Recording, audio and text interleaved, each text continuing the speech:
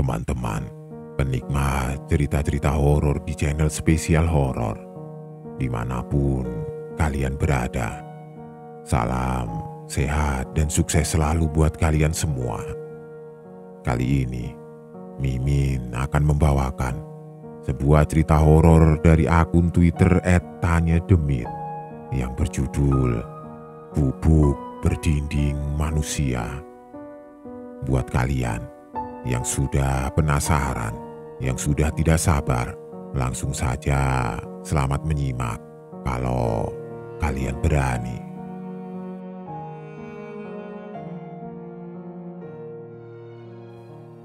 Banyak sekali cara untuk manusia yang ingin sekali mendapatkan kekayaan yang sangat instan, terutama bagi orang yang mempunyai tujuan tertentu dalam hidupnya. Dan kekayaan sangatlah penting bagi mereka untuk menjadi salah satu syarat mencapai hal itu. Seperti yang dilakukan Ardi kurang lebih 20 tahun ke belakang. Dia adalah lulusan sarjana dengan segudang penghargaan sehingga lulus menjadi lulusan terbaik. Cita-citanya adalah menjadi pejabat publik, menjadi sosok kepala desa adalah incarannya. Dengan segudang prestasi yang dia miliki, juga sebuah impian untuk merubah tempat tinggalnya menjadi tempat tinggal yang maju, membuat dirinya mempunyai impian tersebut. Namun, kenyataannya, impiannya hampir sirna. Selain kepintaran yang ada dalam dirinya, ternyata hanya ada salah satu syarat lagi yang harus dia punya, yaitu harta kekayaan. Kedua orang tuanya yang sudah menjual harta bendanya termasuk warisan tanah yang dia miliki untuk uang kuliahnya, membuatnya kini tidak mempunyai apa-apa lagi. Dia sadar di kampung tempat tinggalnya hanya ada dua cara untuk bisa dihormati oleh orang-orang sekitar, yaitu dengan kekayaan yang melimpah atau dengan menduduki jabatan tertentu yang lumayan tinggi di kampung mereka. Sehingga harta yang melimpah tentu saja menjadi sebuah bagian yang tidak terpisahkan. Apalagi itu adalah hal penting agar dia bisa mendulang suara ketika pemilihan nanti dengan orang-orang yang sudah lebih dikenal darinya. Meskipun kini dia sudah sarjana dan satu-satunya orang yang sudah lulus kuliah di kampung tersebut. Namun dengan background orang tua yang hanya buruh pabrik kecil di pinggiran kota, membuat langkah Ardi terhenti untuk bisa menggapai cita-citanya. Sehingga dia berusaha untuk mencoba peruntungan di bidang lain setelah lulus, mencoba untuk mengumpulkan kekayaannya agar menjadi modal baginya kelak. Ardi sudah beberapa kali mencoba melamar ke sana kemari, mencoba meniti karir sembari mengumpulkan modal untuk syarat dirinya memasuki ranah politik yang ada di kampungnya. Namun sayang, setelah 4 tahun berjalan, modal untuk dirinya masuk ke ranah politik di kampungnya kini harus terpakai kembali. Tepatnya ketika ibu dan bapaknya di PHK dari tempat kerjanya, sehingga uang yang tadinya akan dia kumpulkan harus dia pakai untuk menutupi kebutuhan sehari-hari keluarganya. Ardi tidak patah semangat. Dia masih belum menyerah. Cita-citanya menjadi orang terpandang sebagai pejabat publik masih tertanam di hatinya. Meskipun semakin berjalannya waktu, kegiatan Ardi nampaknya sedikit melenceng. Keinginan untuk mendapatkan uang banyak dalam waktu singkat membuat pikirannya tidak jernih lagi. Kini, selain dia bekerja di perusahaan, dia juga menjadi bandar togel yang kini sedang marak pada tahun itu. Ardi tergiur, dan uang yang dihasilkan dari bandar togel itu, apalagi setelah dia ikut di dalamnya, uang yang dia dapatkan pun sangat banyak dibandingkan uang yang dihasilkan dari bekerja. Ardi menjadi sangat sibuk siang dan malam untuk mencari uang. Dari pagi hingga sore dia bekerja. Dan ketika malam, dia diam di suatu tempat untuk menunggu pelanggan yang datang untuk membeli nomor togel darinya. Tidak terasa, waktu pun berlalu dengan cepatnya. Uang yang Ardi dapatkan akhirnya terkumpul sedikit demi sedikit. Begitu pula kehidupan ibu dan bapaknya yang selama ini dia tanggung. Ibu dan bapaknya yang sudah tidak bekerja lagi kini dia belikan mesin jahit. Dia berharap kedua orang tuanya itu bisa kembali menghasilkan uang untuk kehidupannya sehari-hari. Kehidupan Ardi kini nampak membaik. Uang yang dia dapatkan dari togel dan bekerja seharian kini terkumpul kembali secara perlahan. Bahkan kali ini, dia tidak terlalu pusing memikirkan nasib kedua orang tuanya, karena kini mereka sudah kembali membuka usaha jahit di rumahnya pada saat itu. Namun, tampaknya hal itu tidak bertahan lama. Hanya 2 tahun berjalan, bandar besar togel di ibu kota ditangkap polisi. Sehingga hal tersebut secara otomatis memutus pemasukan Ardi. Dan dia kini hanya bisa mendapatkan uang hanya dari bekerja. Pikiran Ardi kini buntu. Cita-cita yang dia idam-idamkan selama ini tampaknya kembali sirna. Uang dari bekerja dan togel masih belum cukup baginya agar bisa menjadi modal untuk masuk ke salah satu partai yang akan mengusungnya. Dan itu membuat dirinya kebingungan atas apa yang harus dia lakukan selanjutnya. Waktu pun berlalu dengan cepat. Ardi yang kini hanya mengandalkan uang dari bekerja, tiba-tiba didatangi oleh salah satu temannya yang bernama Anton. Dia adalah salah satu teman judi togel yang kini sudah menjadi bandar di kota yang berbeda. Dia sengaja berkunjung ke rumah Ardi sekedar bertegur sapa dan menumpang beristirahat karena dia akan berangkat ke salah satu tempat di daerah selatan Jawa Barat. Awalnya, Ardi tidak peduli dengan apa yang temannya ini dilakukan di sana. Ia hanya menyambutnya layaknya teman dan mengobrol tentang kehidupan mereka. "Di, bukannya kamu ingin jadi kepala desa sehingga mengumpulkan uang dari togel untuk bisa menjadi modal untuk pemilihan nanti?" kata Anton yang melihat Ardi yang nampak lesu. Ardi hanya mengangguk ketika mendengar perkataan itu. Dia tahu bahwa cita-citanya kini hanyalah angan-angan yang tidak bisa dia capai dengan modal yang dia punya. Apalagi salah satu syarat terjun ke dunia seperti itu, setidaknya harus ada banyak uang untuk membuat citra baik kepada warga di sekitar kampungnya. Suka atau tidak suka, namun memang seperti itulah permainan di dunia tersebut, sehingga dia hanya bisa meratapi nasib akan dirinya yang sekarang. Nampaknya temannya ini mempunyai solusi. Dia kemudian menepuk pundak Ardi dan berkata, "Selepas kita semua putus menjadi bandar togel karena bandar besar yang di ibu kota tertangkap, jujur, aku lontang-lantung. Tidak ada penghasilan, Di. Cuma jualan bensin eceran di depan rumah saja. Tapi sudah hampir sebulan ini usahaku tambah maju, sehingga aku bisa membuka usaha yang lain. Bahkan sekarang, aku sudah punya pegawai.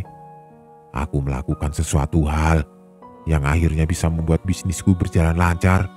Sesuatu yang mungkin bisa kamu lakukan juga, Di." Awalnya, Ardi hanya bisa terdiam dan tidak menjawab apa yang Anton katakan.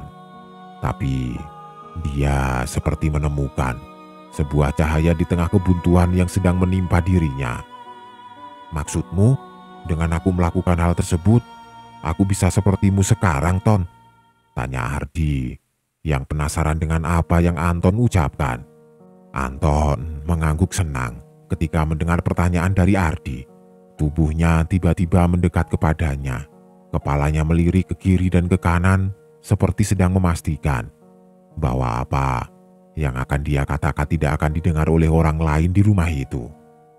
"Tapi ketika kamu melakukan hal ini, kamu tidak bisa mundur, dan apa yang kamu kerjakan akan sangat berat, bahkan akan mempengaruhi jiwa dan mentalmu." Anton sempat terdiam sebentar, lalu tidak lama dia berkata lagi, "Namun ketika kamu sudah selesai melakukannya, aku jamin hidupmu akan bergelimang harta dan kamu akan bisa menggapai cita-citamu yang kamu idam-idamkan itu." Ardi terdiam dan berpikir atas apa yang Anton katakan. Sebagai orang yang pintar, dia memikirkan segala kemungkinan dan mempertimbangkan semuanya. Hingga 10 menit pun berlalu. Antara logika berpikir yang mulai kotor dan keinginannya untuk mendapatkan modal bagi cita-citanya, dia akhirnya mengiyakan ajakan Anton pada malam itu. "Kalau memang itu jalan keluarnya, aku ikut," kata Ardi dengan sedikit bersemangat.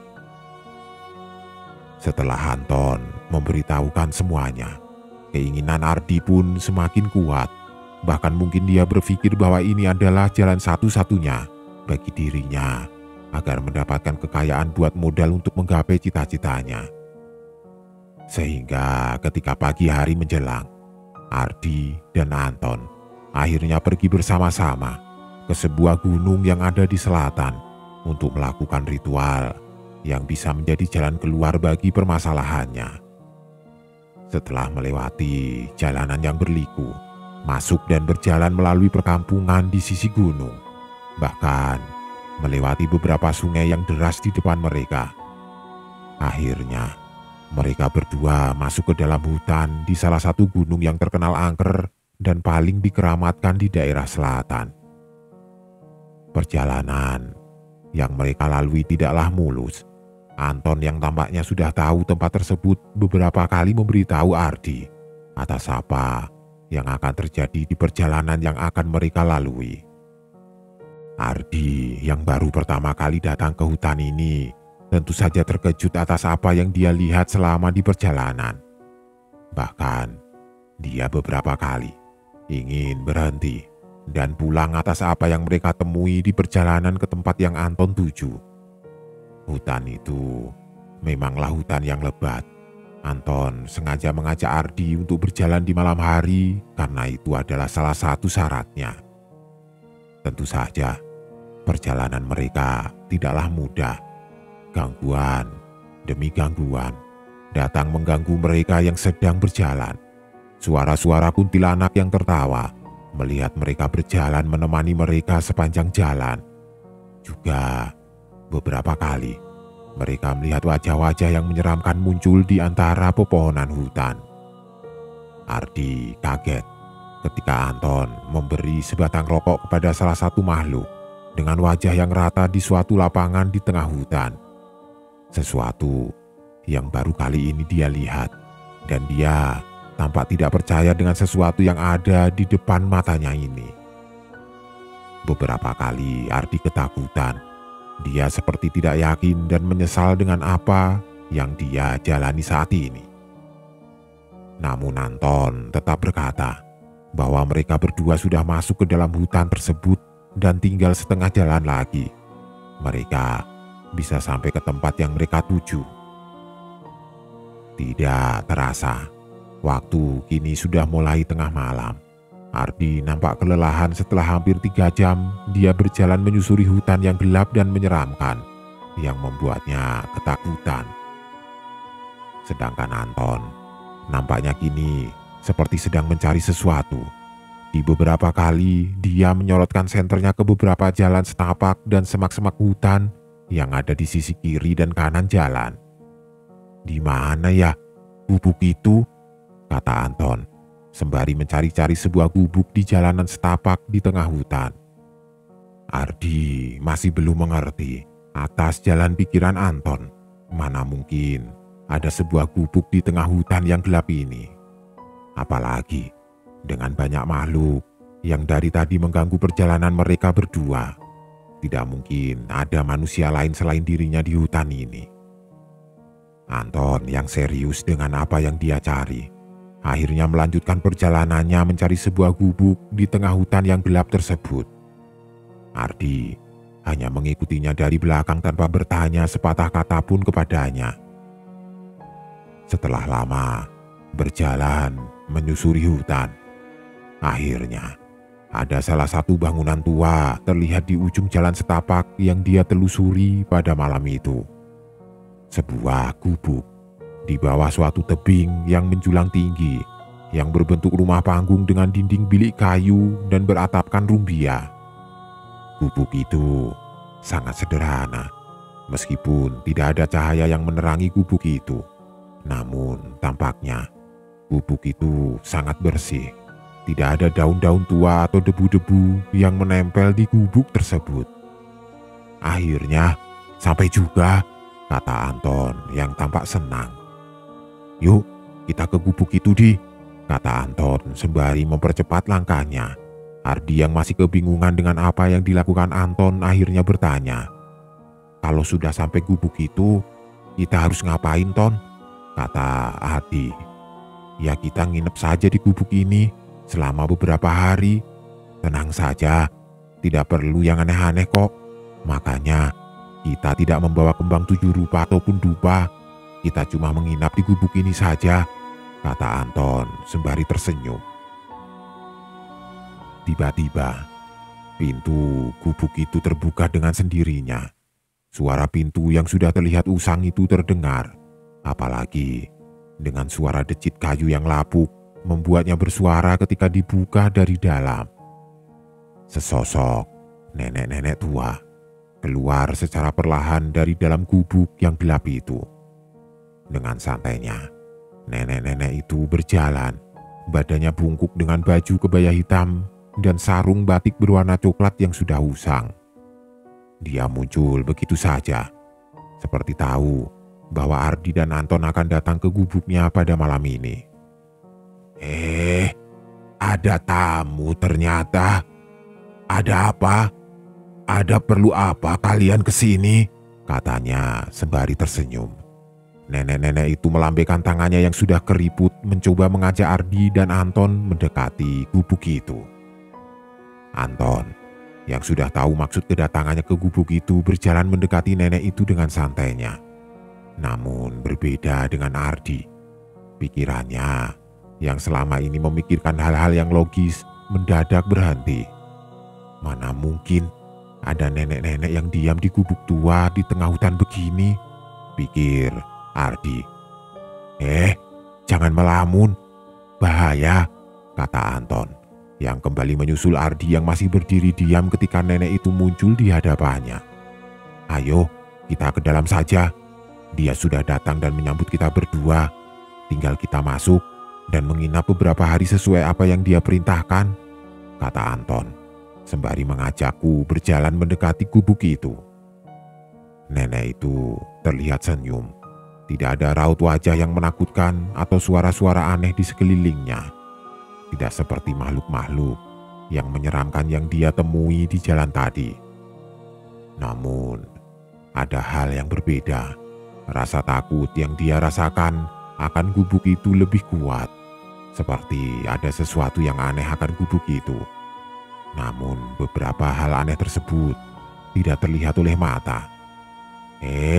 Malah bengong. Ayo sini cepat, kata Anton yang memanggil Ardi yang masih berdiri di sana. Ardi yang masih menahan rasa takutnya, akhirnya memberanikan diri untuk berjalan mendekati gubuknya. Nenek itu tersenyum kepada Ardi dan Anton dan mengajaknya masuk ke dalam. Suasana gubuk tersebut sangat gelap. Tidak ada penerangan sama sekali. Ardi dan Anton hanya mengikuti kemana nenek itu berjalan di dalam gubuk itu. Ketika mereka masuk, bagian dalam gubuk tersebut terasa sangat luas. Meskipun Anton dan Ardi tidak bisa melihat dengan jelas isi dalam gubuk itu. Mereka berjalan ke beberapa ruangan yang menurut mereka luasnya lebih dari rumah-rumah besar yang ada di kota. Kalau mau menginap, di sini saja ya, Cuk, kata nenek itu dengan tersenyum. Ardi hanya mengikuti Anton di belakang. Dia masih belum mengerti hal seperti apa yang akan dikerjakan Anton saat ini. Nenek itu kemudian menyuruh mereka berdua untuk duduk dan mencoba menjelaskan maksud dan tujuan mereka berdua menginap di gubuk itu. Sebenarnya tidak perlu dijelaskan, Cuk. Dengan kalian datang ke sini saja nenek sudah tahu maksudnya. Ini bukan ritual yang sulit, Cuk. Meskipun tidak seampuh muja ke ular atau muja ke raja buta yang ada di atas gunung ini, Tapi tidak perlu pakai tumbal yang aneh-aneh. Tidak perlu mengorbankan orang lain. Nenek itu kembali tersenyum di dalam kegelapan, namun senyumannya kini tampak menyeramkan. Meskipun tidak ada tanda-tanda untuk menakuti kita berdua yang sedang ada duduk di depannya. Namun tetap saja, apabila melihat wajahnya yang penuh keriput dengan rambut yang sudah memutih di dalam gelap, pasti akan membuat semua orang ketakutan. Syaratnya gampang, Cu. Harus menginap 3 hari di sini. Tidak boleh keluar selama 3 hari itu meskipun apa yang terjadi. Yang kedua, kalau itu sudah beres, tinggal pulang saja. Tapi kamu harus merenovasi rumah kamu setiap bulan. Dan itu tidak boleh berhenti seumur hidup kamu. Kalau tidak, kamu tidak akan mendapat kemudahan di dalam usaha yang kamu jalankan. Yang terakhir, nenek tidak minta apa-apa, Cu.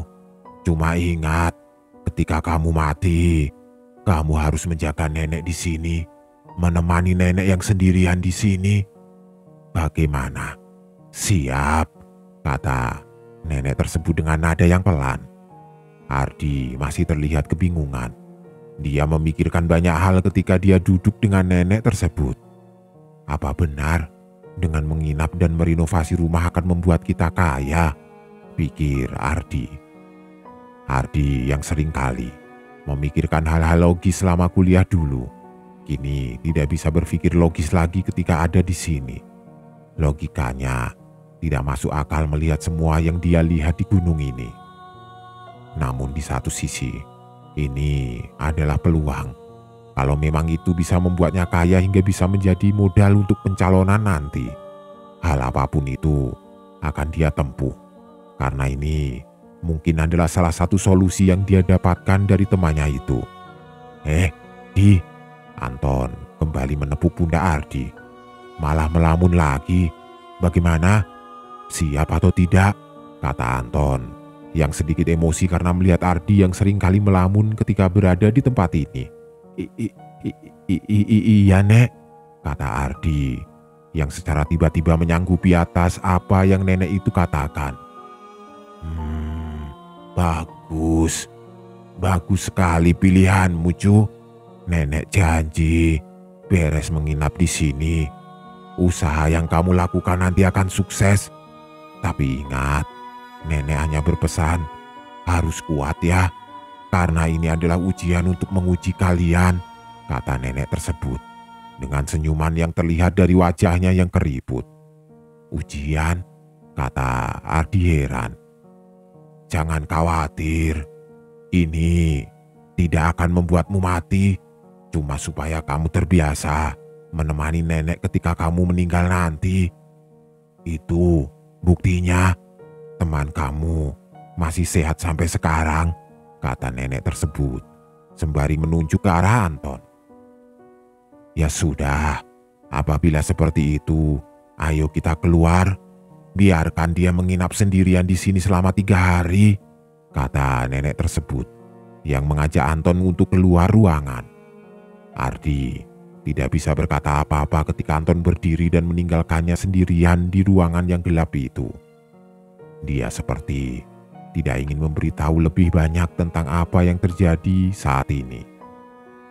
Hingga akhirnya Anton dan nenek itu menghilang dalam kegelapan bersamaan dengan suara pintu yang menutup dari luar. Ardi hanya duduk sendirian di dalam ruangan itu bersamaan dengan kresek bekal yang berisi makanan dan minuman yang dia beli untuk bekal selama berada di tempat ini. 15 menit sudah berlalu. Ardi hanya terdiam dalam kegelapan. Dia tidak mengetahui apa yang harus dia lakukan selama 3 hari di tempat ini. Apalagi itu adalah syarat baginya agar dia mendapatkan kekayaan yang akan dia terima seperti temannya Anton yang kini sukses dengan usahanya. Ardi kembali melamun. Pikiran logisnya kini bentrok dengan hal-hal yang tidak masuk akal yang dia temui pada malam ini. Hingga di tengah-tengah lamunannya, Ardi tiba-tiba tersadarkan tepatnya ketika ada obor yang menyala di dinding ruangan itu. Obor yang memancarkan cahaya berwarna kuning kemerahan membuatnya bisa melihat sekeliling ruangan itu. Namun tampaknya Ardi terkejut hingga membuatnya sangat mual dan ingin muntah. Bagaimana tidak, ruangan yang dia tempati saat ini terasa aneh, bahkan mungkin bisa dibilang menjijikkan untuk dia lihat. Bagaimana tidak, dinding-dinding dan perabotan seperti kursi dan meja yang ada di ruangan tersebut semuanya terbuat dari potongan tubuh manusia. Ruangan apa ini? Ardi panik hingga ingin sekali muntah karena ternyata ruangan yang dia tempati selama 3 hari ke depan adalah ruangan yang dibentuk oleh potongan tubuh manusia. Sebuah gubuk kecil di tengah hutan gunung yang gelap gulita. Gubuk yang berada di ujung sebuah tebing curam yang menjulang tinggi tanpa ada satupun gubuk yang lain di sekitarnya. Namun ternyata itu bukanlah gubuk biasa. Itu adalah suatu tempat yang diyakini oleh para manusia sebagai gubuk ritual kandang bubrah yang datang ke gunung tersebut. Gubuk itu terlihat biasa dari luar. Anton yang diajak keluar ruangan oleh nenek penghuni gubuk itu hanya bisa menunggu di luar gubuk selama 3 hari lamanya. Tidur beralaskan tanah dan beratapkan pepohonan rindang yang menemaninya selama 3 hari itu. Sedangkan nenek tersebut kembali masuk ke dalam gubuk ketika Anton menunggu di luar. Anton sendiri sengaja tidak memberitahukan apa yang terjadi pada temannya ketika menginap, karena dia tidak mau temannya secara tiba-tiba mengurungkan niatnya ketika tahu apa yang sebenarnya terjadi di dalam gubuk itu. Sebuah ruangan kecil, layaknya kamar tidur seperti biasanya. Di dalamnya juga terdapat perabotan-perabotan yang lazim, layaknya di kamar tidur yang sering kita temukan. Namun, ada hal yang berbeda. Semua perabotan yang ada di sana, dari mulai kasur, meja, dan kursinya, dibuat dari tubuh manusia. Badan-badan manusia yang terpotong dan tersusun rapi menjadi dinding dan langit-langit. Juga tangan dan kaki manusia yang dibuat sedemikian rupa sehingga menjadi kursi dan meja yang menghadap ke dinding itu. Terlihat pula beberapa kulit manusia yang dijahit dan disambungkan satu persatu menjadi sebuah selimut dan spray dengan kasur yang disusun dari tubuh manusia dan kaki yang ditempel satu persatu. Beberapa kepala manusia juga terlihat menggantung dengan sebuah potongan tangan yang sedang memegang obor untuk pencahayaan di ruangan itu. Tidak ada jendela yang bisa kita gunakan untuk melihat keluar ruangan. Yang ada hanyalah sebuah pintu yang terbuat dari tubuh manusia dengan gagang pintu berbentuk telapak tangan. Ardi tampak ketakutan. Keringat dingin muncul dari wajahnya. Badannya menggigil sangat hebat. Bagaimana tidak, dia harus bertahan di ruangan ini selama 3 hari lamanya. Butuh waktu seharian Ardi untuk membiasakan diri dengan ruangan itu. Makanan dan minuman yang dia bawa tidak dia sentuh sama sekali. Karena ketika dia membuka dan memakannya, seketika dia tampak ingin muntah karena kondisi ruangannya yang sangat mengerikan. Aku harus kuat demi mendapatkan kekayaan, kata Ardi dalam pikirannya. Ada satu hal yang membuat Ardi bertahan di dalam ruangan ini, yaitu keinginannya yang sangat kuat melebihi rasa takut yang dia alami saat ini. Rasa yang bercampur dan berkecamuk di dalam tubuh Ardi membuat dia tetap mempertahankan dirinya untuk bisa tinggal di sana selama 3 hari. Tubuh, badan, pikiran menyatu dalam ketakutan yang mendalam, sehingga bisa dikatakan Ardi tidak pernah tidur atau memejamkan mata di dalam ruangan itu. Dia hanya menunggu dan menunggu sembari melihat ke sekeliling ruangan yang menyeramkan. Tidak ada aktivitas yang bisa dia lakukan. Mentalnya terkikis secara perlahan melihat potongan tubuh manusia di seluruh ruangan tersebut. Namun tekadnya dan keinginannya selalu membuatnya bisa bertahan, meskipun dia sebenarnya tidak sanggup akan hal itu. Hingga pada akhirnya mata Ardi mulai lelah. Dia tidak bisa mempertahankan kesadarannya akibat terlalu lama tersadar di dalam ruangan tersebut dengan rasa takut yang makin hari makin bertambah parah. Tubuh Ardi kurus kering. Makanan yang dia bawa tidak dia sentuh sama sekali. Dia hanya minum untuk melepas dahaga dan tidak mau menyantap makanan dan cemilan yang sudah dia beli di warung sebelum datang ke sini. Dan tiba-tiba Ardi kini tampak tidak sadarkan diri akibat rasa lelah dan rasa takut yang dia rasakan selama beberapa hari di ruangan itu. Sehingga tubuhnya kini tidak kuat lagi untuk menopang kesadarannya sendiri. Terkadang kita jangan terlalu percaya dengan apa yang dikatakan oleh seseorang, apalagi hal itu menyangkut tentang kejayaan dan kekayaan yang bisa didapatkan secara instan. Seperti apa yang terjadi kepada Ardi, yang kini tidak sadarkan diri di gubuk yang menjadi tempat ritual bagi mereka berdua. Dia tidak menyadari sesuatu, bahwa Anton yang mengajaknya untuk datang ke tempat ini mempunyai maksud dan tujuan yang berbeda. Bukan semata-mata untuk mengajaknya agar dirinya bisa kaya seperti dirinya. Namun, dia sengaja mengajaknya karena dia sedang saling mempertaruhkan jiwanya. Anton rupanya sedang melakukan ritual pertukaran jiwa, di mana dia mengajak orang-orang yang akan dia ajak ke suatu gunung atau hutan yang menjadi tempat ritual untuk kekayaan yang mereka dapatkan. Anton sengaja mengajak mereka untuk melakukan ritual, dan dia akan diuji oleh para makhluk yang menjaga tempat tersebut, seperti halnya Ardi yang kini tidak sadarkan diri di dalam gubuk itu. Apabila orang yang dia ajak tidak kuat atas ujian dari para makhluk tersebut, jiwanya akan diambil sebagai bayaran, dan Anton akan mendapatkan keuntungan berupa kekayaan yang melimpah setelah menumbalkan temannya. Apabila temannya ini berhasil, maka jiwa Anton yang diambil, dan temannya ini akan mendapatkan kekayaan seperti yang dia inginkan. Rupanya, Anton sudah lama melakukan ritual ini. Dia mendatangi teman-temannya yang kesusahan, mencoba memberi angin segar bagi mereka dengan ritual yang sederhana.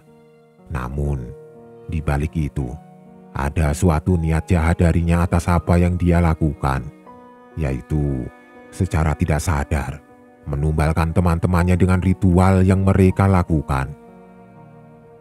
Seperti halnya sekarang, dia yang duduk di depan gubuk tampak tersenyum jahat melihat Ardi yang tidak sadarkan diri di dalam sana. Awalnya, dia khawatir apabila Ardi bisa menyelesaikan ujian itu, karena apabila itu terjadi maka jiwanya yang akan tercabut. Tapi nyatanya, Ardi gagal dan tidak sadarkan diri di sana, sehingga makhluk yang menjelma menjadi nenek-nenek itu bisa mengambil jiwanya, memotong-motong potongan jiwanya untuk dijadikan dinding dan perabotan bagi gubuknya. Sedangkan Anton, dia hanya tersenyum karena kekayaan yang melimpah akan dia dapatkan kembali. Anton hanya menunggu di luar gubuk selama 3 hari lamanya. Dan tidak lama setelah semuanya selesai, gubuk itu secara perlahan menghilang begitu saja dari pandangannya. Dan terlihat hanyalah sebuah tubuh Ardi yang tidak sadarkan diri di sana. Selama menunggu, Anton sudah menggali satu lubang di tanah. Lubang itu tidak terlalu dalam namun cukup untuk memasukkan tubuh Ardi yang masih tidak sadarkan diri. Dia tahu jiwa di dalam tubuhnya sudah ditarik oleh nenek itu, sehingga hanya ada tubuh tanpa jiwa yang membuatnya akan tidak sadarkan diri hingga ajalnya menjelang. Sehingga Anton seketika tersenyum setelah dia berhasil mengelabui salah satu temannya Dia menarik tubuh Hardi dan memasukkannya ke dalam lubang yang sudah dia persiapkan dalam 3 hari ini. Dia mengubur Hardi hidup-hidup. Wajahnya tidak terlihat rasa penyesalan sama sekali ketika dia melakukan hal tersebut. Sepertinya dia memang menargetkan Hardi dari awal, sehingga dia datang dan menginap di rumah Hardi untuk mengajaknya datang ke tempat ini. Hardi yang tidak berdaya kini terkubur di tengah hutan yang lebat, dan dia dengan santainya menguburkannya tanpa ada penyesalan. Dia akhirnya pulang ketika ritual yang dijalani oleh Hardi gagal. Tubuhnya yang tidak sadarkan diri dia tinggalkan di sana, karena dia tahu bahwa kini jiwanya sudah menghilang dan hanya tersisa tubuhnya yang kosong di sana. Hardi yang malang itu sudah tertipu oleh sesuatu yang tidak dia perkirakan. Keinginannya yang menggebu-gebu rupanya menjadi cambuk bagi nasibnya yang malang. Impiannya kini sirna. Bahkan kini jiwanya tanpa sadar harus rela tinggal di tengah hutan bersama dengan nenek tersebut di gubuknya. Kita seharusnya tahu ada manusia yang lebih jahat daripada para makhluk yang ada di sekitar kita. Dan itu yang harus kita waspadai, seperti Anton yang ada di dalam cerita ini. Karena setelah dia pulang, dia akan kembali mencari korban kembali seperti apa yang sedang dilakukan olehnya kepada Hardi. Dia akan mendatangi teman-temannya yang sedang putus asa dan memberi angin segar bagi mereka agar bisa mendapatkan kekayaan yang instan. Dan itu akan terus dia lakukan hingga akhirnya dirinya tercabut jiwanya ketika orang yang dia ajak bisa melakukan persyaratan ritual hingga akhir, sehingga dirinya meregang nyawa di sana. Apakah ada teman kalian yang seperti itu? Hati-hati, karena bukan kekayaan yang bisa kalian dapatkan dengan pesugihan, namun malah kalian yang dikorbankan untuk jadi tumbal mereka.